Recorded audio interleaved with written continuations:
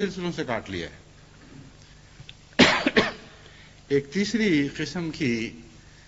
افتراق والی قیادت اس طرح ابھرتی ہے کہ کسی شخص کے امیر سے یا پریزیڈنٹ وغیرہ جو بھی عہدہ ہو یا مربی، اس سے اختلافات ہو جاتے ہیں،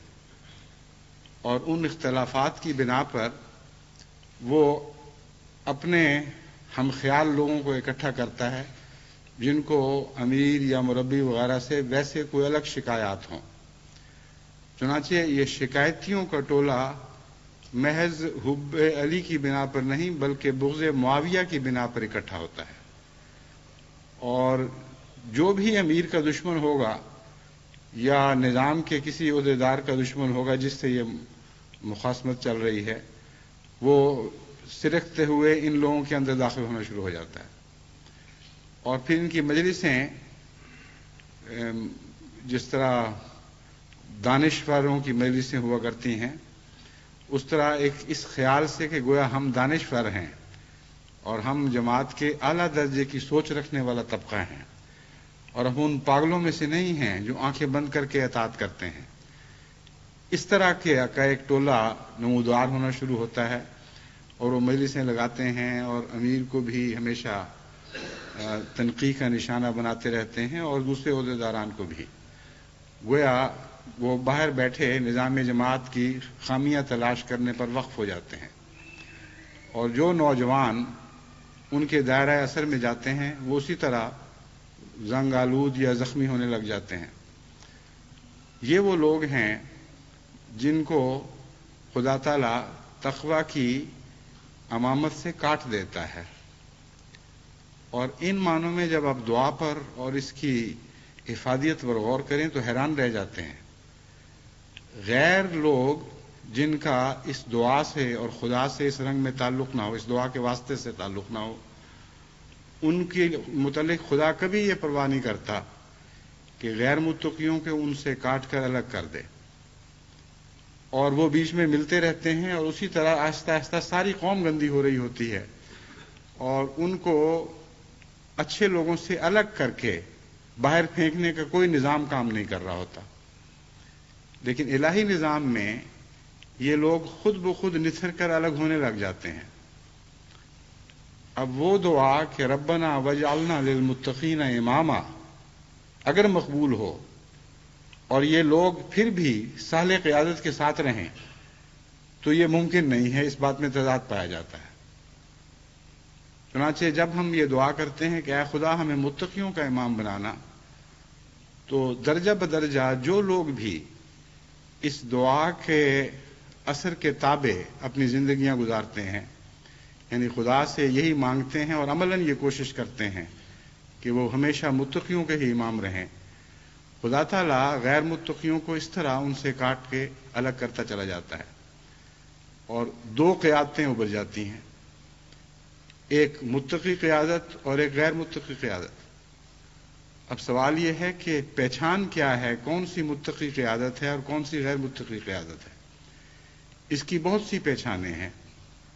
اور ہر جماعت میں ایسے لوگوں کو جو غیر متقی ہوں متقیوں سے الگ کرنا ہرگز ناممکن نہیں، بلکہ کیونکہ خدا تعالیٰ نے قرآن کریم میں یہ مضامین اتنے کھول کر بیان کر دیے ہیں کہ ان کی روشنی میں کھرے کو کھوٹے سے تمیز کرنا، اندھیرے کو روشنی کو اندھیرے سے الگ دیکھنا ہرگز ناممکن نہیں بلکہ ضروری ہے۔ ہر بینا آنکھ آسانی کے ساتھ ان دونوں ٹولوں میں فرق کر سکتی ہے۔ تبھی قرآن کریم میں اللہ تعالیٰ فرماتا ہے جاء الحق وزهق الباطل ان الباطل کان زہوقا، حق آ گیا ہے اور باطل نے اس جگہ کو چھوڑ دیا ہے جس پہ حق قابض ہوا ہے، کیونکہ یہ دونوں اکٹھے نہیں رہ سکتے، اور جہاں تک بھاگنے کا تعلق ہے باطل کے مقدمے ہے کہ وہ بھاگے، حق کے مقدمے نہیں ہے۔ پھر فرمایا رات اور دن اکٹھے نہیں ہو سکتے، ایک جیسے نہیں ہو سکتے، زندہ اور مردہ ایک جیسے نہیں ہو سکتے، اور ان دونوں میں ایک نمایاں فرق ہے۔ بس یہ بات ناممکن ہے کہ متقی اور غیر متقی اکٹھے رہتے ہوں اور ایک بینا آنکھ جس کی نظر قرآن کریم کی تعلیم سے روشنی حاصل کرتی ہو، وہ پہچان نہ سکے کہ غیر متقی کون ہے اور متقی کون ہے۔ سب سے پہلی چیز جو قابل توجہ ہے وہ یہ ہے کہ متقی شخص اعلیٰ مقاصد کی خاطر اپنے جذبات کو قربان کرتا ہے، اور اپنے جذبات کی خاطر اعلیٰ مقاصد کو قربان نہیں کیا کرتا۔ اگر اس کا نفس کچلا گیا ہے اور وہ اپنے نفس کا بدلہ اتارتے ہوئے جانتا ہے کہ اور بھی بہت سے نفوس کو زخمی کرے گا اور ان کو بھی جماعت سے بدظن کرنے کا موجب بنے گا، تو وہ ان انبیاء کی تقلید کرتا ہے جو رات کو اٹھ کر یہ عرض کرتے ہیں کہ انما اشکو بثی و حزنی الی اللہ، کہ میں اپنے شکوے اور اپنی شکایتیں لوگوں کے سامنے نہیں کیا کرتا، بلکہ رات کے اندھیروں میں تنہائی میں اٹھ کر خدا کے حضور پیش کرتا ہوں۔ بس متقی ہمیشہ اپنے شکووں اور شکایتوں کو خدا کے حضور پیش کرتا ہے یا خدا کے نمائندوں کے حضور پیش کرتا ہے، جن کو وہ جانتا ہے کہ خدا کی طرف سے نمائندہ ہیں۔ یہ بحث الگ ہے کہ دنیا کی نظر میں وہ نمائندہ ہیں یا نہیں، لیکن جب تک کوئی شخص یہ سمجھ رہا ہوتا ہے کہ فلاں شخص خدا کی طرف سے نمائندہ ہے، اس وقت تک اگر وہ متقی ہے تو اس کا فرض ہے کہ اپنے شکوے اور اپنی شکایات اسی طرح خدا کے نمائندوں کے حضور پیش کرے جس طرح وہ خدا کے حضور پیش کرتا ہے۔ اور خدا کے حضور پیش کرنے کا طریقہ اس قرآنی دعا نے ہمیں سکھا دیا کہ رات کے اندھیروں میں اٹھ کر جب آواز گھر سے باہر نہیں نکلتی بلکہ گھر والوں کو بھی سنائی نہیں دے رہی ہوتی، ایک خدا کا مخلص اور دکھا ہوا بندہ یہ عرض کرتا ہے کہ انما اشکو بثی و حزنی الی اللہ، میں تو اپنے غم اور اپنے دکھ صرف اللہ ہی کے حضور پیش کرتا ہوں۔ بس اس رنگ میں جو شکایت ہوتی ہے وہ بہت زیادہ گہرا اثر دکھاتی ہے، کیونکہ یہ شکایت مبنی بر تقوی ہے، اور یہاں اشکو بثی و حزنی میں یہی شکایت کا رنگ ہے جو بیان فرمایا گیا ہے۔ بس یہ خیال غلط ہے کہ ایسے لوگوں کے لیے کوئی اصلاح کی راہ نہیں رہتی، اس لیے وہ فتنے پیدا کرتے ہیں۔ اس لیے فتنے پیدا نہیں کرتے بلکہ وہ اپنی انا کی خاطر فتنے پیدا کرتے ہیں، اور جانتے ہیں کہ اگر وہ تقوی کی یہ راہ اختیار کریں جو اصلاح کی حقیقی راہ ہے تو پھر ان کی لیڈری نہیں چمکے گی، بلکہ ان کی شکایت کا ازالہ ہوگا، اور جس چیز کو وہ اچھال کر جماعت کے بعض دوسرے مجروح لوگوں کے سامنے لیڈر بن رہے ہوتے ہیں، وہ چیز باقی نہیں رہتی جسے اچھال کر پیش کیا جائے۔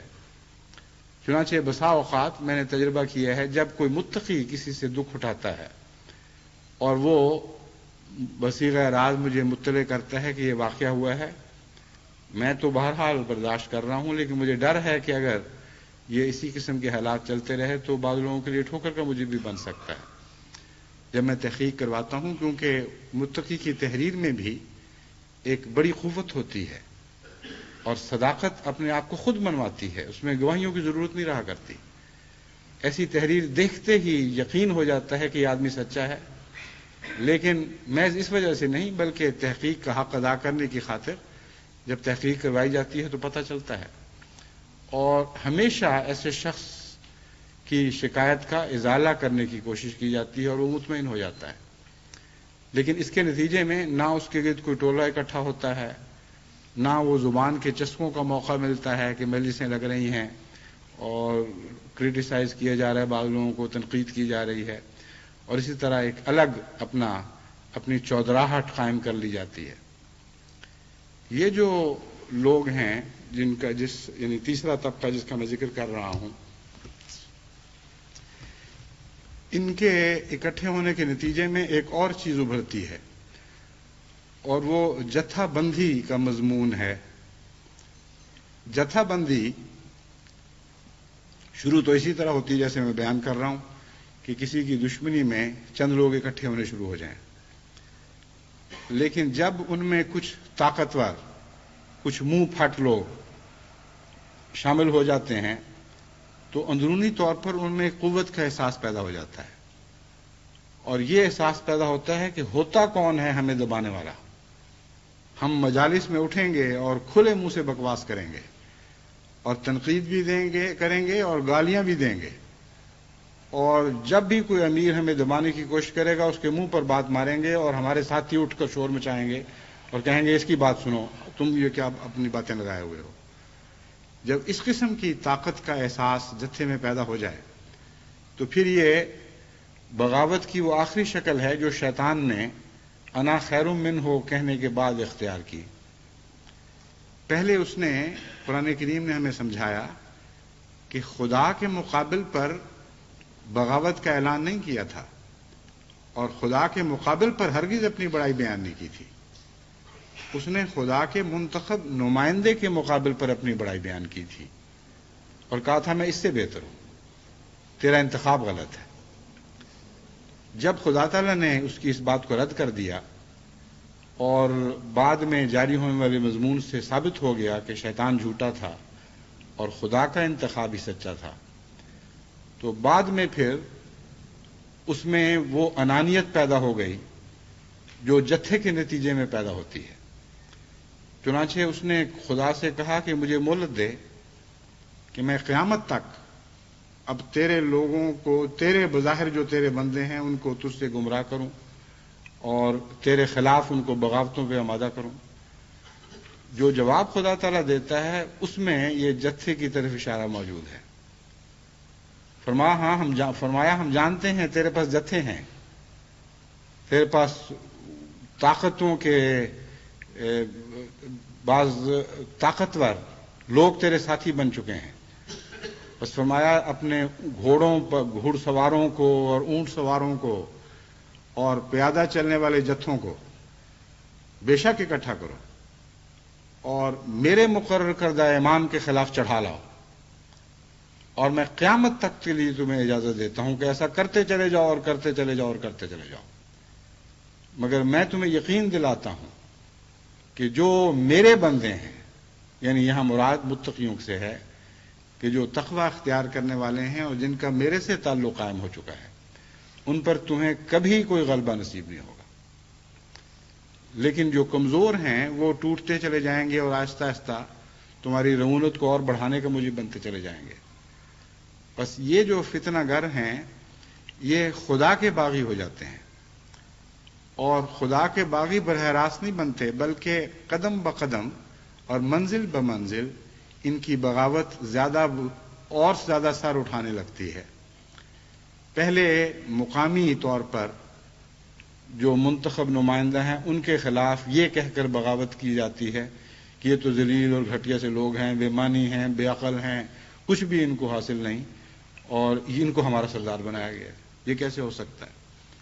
پھر جب جتھا بنتا ہے اور تکبر پیدا ہوتا ہے، اور تو افسر بالا جو ہیں مثال کے طور پر امارت ضلع، ان تک بات پہنچتی ہے، اور جب وہ تحقیق کر کے مجھے یہ مطلع کرتے ہیں کہ یہ لوگ جھوٹے ہیں اور بے حقیقت لوگ ہیں، جو باوزن لوگ ہیں وہی ہیں جو اس وقت جماعت کے ذمہ دار ہیں، اور یہ جتھا ان سے زیادتی کر رہا ہے، تو اس کے جواب میں یہ چٹھی ملتی ہے کہ آپ کا امیر ضلع خود نہایت غیر متقی ہے، جھوٹا ہے اور لالچی ہے۔ یہ وہاں آیا اور امیر نے یا پریزیڈنٹ نے اس کے لیے حلوے مانڈے تیار کیے، مرغے کھلائے، اور یہ ان کے کھانے کھا کر انہی کے ہاتھ پر بک کر واپس لوٹا ہے۔ اس لیے اس کی بات کا آپ اعتبار کس طرح کر لیتے ہیں؟ جب ان کو لکھا جائے کہ اچھا ہم اور آگے بڑھ کر بالائی سطح پر کمیشن مقرر کرتے ہیں، اور ناظر صاحب امور عامہ کو مقرر کیا جاتا ہے کہ وہ جائیں یا ناظر اصلاح و ارشاد جائیں، ان کے ساتھ ایک جتھا، ایک گروہ مل جائے، یعنی ایک گروہ نہیں، یعنی مرکزی اور نمائندگان شامل ہو جائیں، تو ایسی جگہوں میں جب وہ پہنچ کے تحقیق کرتے ہیں تو لازماً پہلی تحقیق کے مطابق ہوتی ہے۔ اس کا وہ جواب یہ دیتے ہیں کہ دیکھ لیا وہی بات ہوئی، امیر ضلع نے ان لوگوں کی خاطریں کی ہیں، امیر ضلع نے ان لوگوں کو ہتھے چڑھا دیا ہے، مرکز میں تو تقویٰ رہا ہی نہیں، آپ نہیں ہیں تو پیچھے کچھ بھی نہیں رہا، سب صفایا ہو چکا ہے۔ آپ کو پتہ نہیں کہ لوگ کس طرح تقوی کا دامن چھوڑ کر دنیا داریوں میں پڑ چکے اور وہ پیچھے تو حال ہی کوئی نہیں رہا. پھر میں ان کو کہتا ہوں کہ اب ایک ہی طریق ہے کہ میں براہ راست فیصلہ کروں اور تم براہ راست میرے خلاف بغاوت کرو، کیونکہ میں جانتا ہوں تم کون لوگ ہو، اور بجائے اس کے کہ تمہارا یہ پردہ بھی چاک ہو جائے، میں تمہیں یہی نصیحت کرتا ہوں کہ جس طرح بھی ہے خاموشی سے زندگی بسر کرنے کی کوشش کرو اور دعا کرو کہ خدا تمہیں ہلاکت کا آخری قدم اٹھانے سے پہلے بلا لے اور اس زندگی میں ایسی بربادی نصیب نہ ہو جو لازماً اخروی زندگی کی بربادی پر منتج ہوا کرتی ہے. بس خدا تعالیٰ جب فرماتا ہے وَجَعَلْنَا لِلْمُتَّقِينَ کی دعا کرو، تو اس دعا میں سارا نظام شامل ہو جاتا ہے. انبیاء کی طرف سے یہ دعا چلتی ہے، اور جیسا کہ میں نے بیان کیا ہے انبیاء کی امتوں کا وہ حصہ رفتہ رفتہ ان سے کاٹا جاتا ہے جن کا تقوی سے کوئی تعلق نہیں رہتا. چنانچہ قرآن کریم سے پتہ چلتا ہے کہ آخری زمانے میں جس قسم کے لوگ پیدا ہوں گے ان کے متعلق قرآن یہ شکوہ کرے گا قیامت کے دن کہ ان لوگوں نے ہمیں مہجور کی طرح چھوڑ دیا تھا. اور ایک حدیث میں حضرت صلی اللہ علیہ وآلہ وسلم یہ نظارہ ہمارے سامنے پیش فرماتے ہیں کہ میں حوض کوثر پر اپنے متقی غلاموں کو کوثر بانٹ رہا ہوں گا تو ایک ایسا جتھا مجھے دکھائی دے گا جن کو میں ٹھیک سمجھتا تھا، اور ان کو جہنم کے فرشتے ہانک کر دوزخ کی طرف لے جا رہے ہوں گے. میں عرض کروں گا اصحابی اصحابی، اے میرے اللہ یہ تو میرے صحابہ تھے. تو مجھے بتایا جائے گا کہ تجھے کیا پتا کہ تیرے بعد انہوں نے کیا رنگ اختیار کر لیا. اس مضمون میں بعض بڑی گہری باتیں ہیں جن پر غور ویسے ہی اپنی ذات میں ضروری ہے. اول یہ کہ نبی کی آنکھ تو بہت بصیرت والی آنکھ ہوا کرتی ہے، خصوصاً حضرت اقدس محمد مصطفیٰ صلی اللہ علیہ وآلہ وسلم کی آنکھ جو خدا کے نور سے دیکھتی تھی جیسا کبھی کسی نے خدا کے نور سے نہیں دیکھا. آپ کا یہ کہنا کہ یہ ٹھیک لوگ تھے، ان کو کیوں جہنم میں لے جایا جا رہا ہے، یہ وہم بھی دلوں میں پیدا کر سکتا ہے کہ کیا رسول کریم صلی اللہ علیہ وآلہ وسلم ان کو نہیں پہچان سکے. لیکن اس وہم کا جواب اس حدیث میں موجود ہے. خدا تعالیٰ جواباً یہ نہیں فرماتا کہ تجھے نہیں پتا تھا یہ کیسے گندے لوگ ہیں، میں جانتا تھا. فرمایا کہ تجھے نہیں پتا کہ تیرے بعد ان لوگوں نے کیا رنگ اختیار کر لیا، جس کا مطلب یہ ہے کہ جو بظاہر متقی نظر آنے والا ہے، خواہ اس وقت کی حالت اس کی تقوی ہی کی بھی ہو، اگر وہ دل کی گہرائی سے اللہ کے تعلق کی بنا پر وہ نیکیاں سر انجام نہ دے رہا ہو اور اس میں کوئی سرزنش غیر اللہ کی شامل ہو جائے، تو اس وقت کے اس کے حالات بظاہر نیکی ہی کے حالات کہلائیں گے، اور ایک نبی کی آنکھ بھی اس کو نیک کے طور پر ان کو دیکھے گی. لیکن وہ اندرونی رکھنا رفتہ رفتہ بڑھتا ہے اور بالآخر ان کا خدا سے تعلق کاٹا جاتا ہے،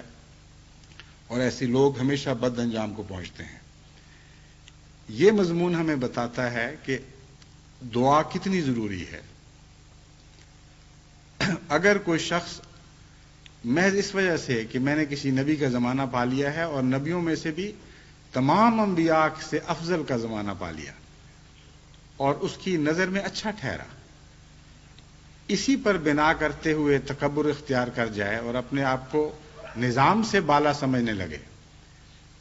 اور الہی نظام سے کسی معنی میں ٹکر لینے کا خیال کر لے، تو ان تمام نیکیوں کے باوجود وہ ہلاک ہو جائے گا. حضرت صلی اللہ علیہ وآلہ وسلم کے بعد جو واقعات ہوئے وہ اسی قسم کے واقعات تھے. بعض لوگ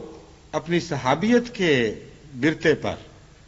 اور اس وقت کی عظمت کے برتے پر جو حضرت صلی اللہ علیہ وآلہ وسلم کے زمانے میں انہوں نے حاصل کی، بعد کے زمانے میں سردار بننے لگ گئے اور نظام کے مقابل کھڑے ہونے لگ گئے، بعض صورتوں میں خلافت سے ٹکر لینے لگ گئے، اور ان سب کو خدا کی تقدیر نے ہلاک کر دیا۔ پس